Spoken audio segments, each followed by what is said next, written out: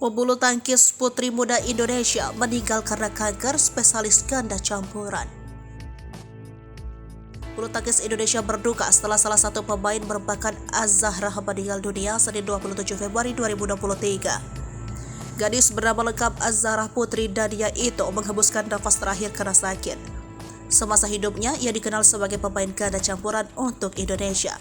Ia kerap kali dipasangkan dengan Rafli Ramanda. Keduanya pernah menjuarai seleksi nasional yang membuat mereka bergabung di Pelatnas di tahun 2022. Ia dan bersama Rafli pertama kali masuk peringkat PFV pada 23 Mei 2022. Mereka menempati urutan ke-691 seminggu kemudian dan ia dan Rafli melesat ke peringkat 451. Posisi di ranking terus menanjak dan menembus peringkat 173 pada 2 Januari 2023.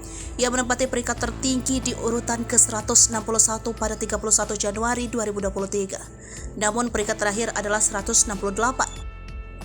Az-Zahra merupakan atlet bulu tangkis kelahiran 24 Juli 2008. Dilansir dari Kompas.com, Az-Zahra pernah mempersembahkan medali perunggu untuk Indonesia. Medali tersebut menjadi terakhir dipersembahkan oleh Az-Zahra.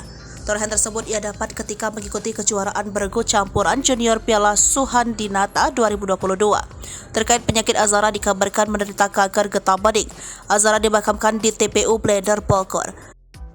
PBSI sendiri sudah menyampaikan rasa belasungkawanya melalui akun Instagram.